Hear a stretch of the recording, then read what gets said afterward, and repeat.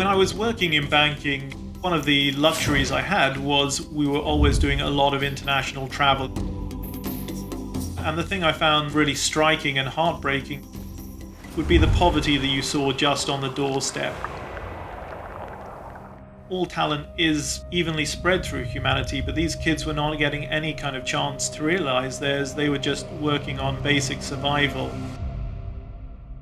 Teach 'Em How to Fish is an international education charity, and our mission is to empower young people with the skills needed to succeed in work and in life, as well as entrepreneurial skills and an entrepreneurial mindset.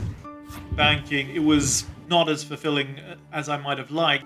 So back in 2003, I decided to do something more socially positive. I found an opportunity and I hopped on a plane to Paraguay. When I turned up, their inspirational leader there quickly persuaded me that actually the most interesting thing they were working on was an education project where actually now young people could learn skills and in doing skills generate income to support the school. But it turned out to be an idea that was very difficult to scale.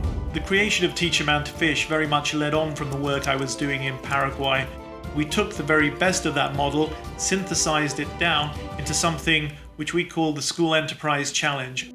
Any school in the world can replicate it for the benefit of their students.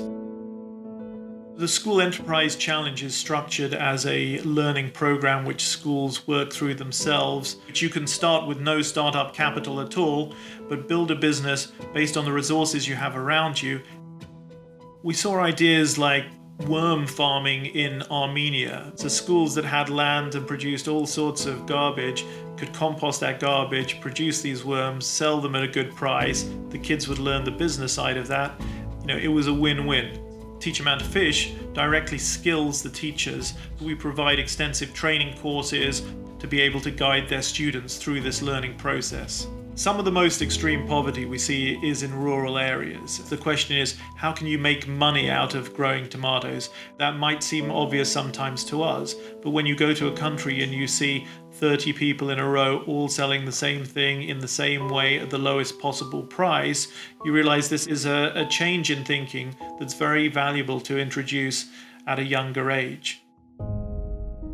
We think you're quite wonderful and marvelous. To have changed the lives of the hundreds of thousands of young people that you've done is just incredible.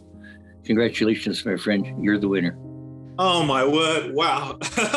My grandmother, who was a Holocaust survivor, she escaped Vienna when she was relatively young and came to the UK with nothing. There was a moral imperative on us to give something back and to help others in turn who might be in a struggling situation. So the highest form of charity was to help someone to help themselves. Maimonides' is ladder of charity, and that, just in the name Teach 'Em How to Fish alone, I think comes across.